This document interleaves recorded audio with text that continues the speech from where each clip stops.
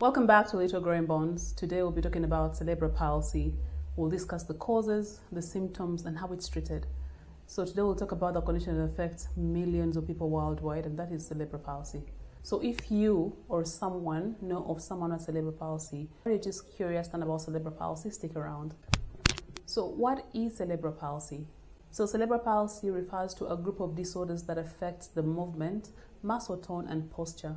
It happens because of the damage to a developing brain. So it can happen before birth, after birth, or in the first 2 years during growth, but it can also occur shortly thereafter. One thing I want to clear up is that cerebral palsy is not contagious. It doesn't get worse over time, but its symptoms can change as the person grows. Let's talk about the causes of cerebral palsy. What causes cerebral palsy? So there isn't one single cause, but several risk factors do exist that lead to brain damage in a developing baby. These include 1. Lack of oxygen during birth, leading to birth asphyxia. It can be infections during pregnancy like rubella or toxoplasmosis.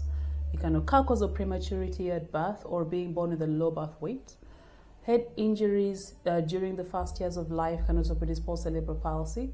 Genetic factors that can predispose to this, like genetic conditions that affect the growth of the brain. Cerebral palsy can also be as a result of childhood illnesses, like febrile illnesses, like malaria in our setting. Another is neonatal jaundice. So this is seen when the child becomes yellow, particularly in the eyes.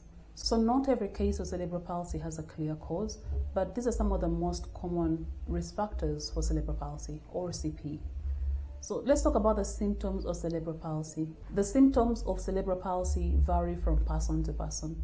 Some people have very mild presentations, while others have very severe challenges. So I'll list some of the most common ones. One is delayed milestones, like the child might take longer to achieve milestones that are expected for a particular age. And delayed milestones is normally how most children start presenting. Another is stiffness or floppy muscles. Another is difficulties with coordination and balance. Another is uncontrollable movements or involuntary movements. Some children might have impairment of speech and swallowing difficulties. These symptoms depend on the type and severity of the cerebral palsy. So speaking of types, let's talk about the classifications. CP is classified based on the type of movement issue the child has. One is spastic cerebral palsy. So this is the most common type. This is where the muscles are stiff and tight. Another is this kinetic CP. In this type, it causes involuntary movements and difficulty controlling the body. Then there is a ataxic cerebral palsy. So this affects the balance and coordination, making it hard to walk or pick up objects. And then there is the mixed kind. This one has a combination of 2 or more of the types. So the severity can also range from mild to severe. Now let's talk about how to diagnose cerebral palsy. So doctors normally diagnose cerebral palsy through a combination of medical examination, physical examination, taking a good history, and some special tests where needed. Keenly, we need to talk about the development of the child. So developmental monitoring is key when talking about cerebral palsy. So watching a child's growth and the motor skills is very important. Sometimes we need brain imaging, so things like MRI, CT scan, to look for the areas that are damaged in the brain or to try and rule out any other conditions. Early diagnosis is crucial so that treatment can begin as soon as possible. Now let's talk about treatment for cerebral palsy. So while there is no cure for CP, treatment can help improve movement and the quality of life. There is an array of treatments available to improve the quality of life of these children. We divide the treatment into medical treatment, non-operative treatment, and operative treatment. In the medical treatment, this is mostly along the lines of treatment to manage seizures if the child has seizures or convulsions, to manage the spasticity or the tightness that the children get, and manage pain or any other conditions that could be existing in presence of the cerebral palsy. In the non-operative treatment, we have physiotherapy and the use of orthotics.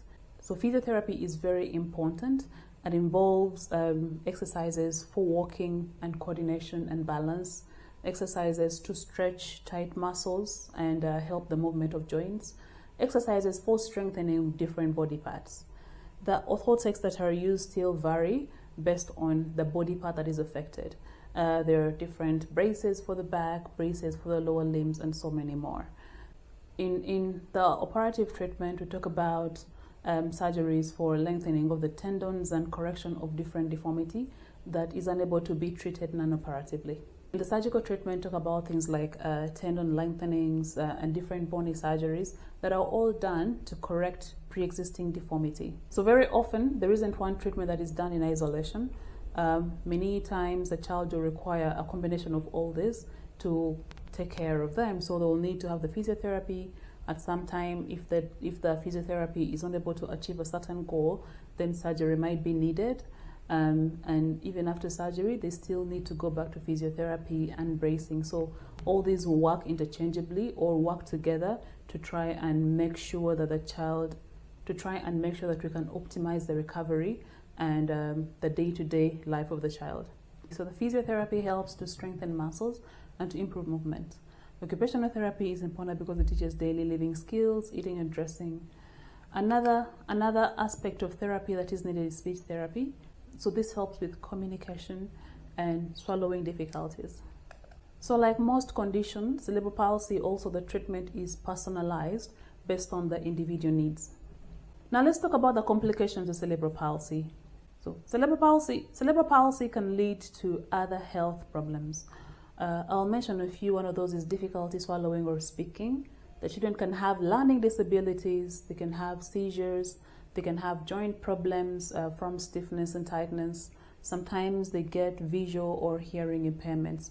So this is why early intervention and therapy are so important to help manage these challenges that do come about. So that's a quick but complete breakdown of cerebral palsy. So we covered what it is, what causes it, its symptoms, how it's diagnosed, the treatment options, plus the possible complications. So if you found this video helpful, give us a thumbs up.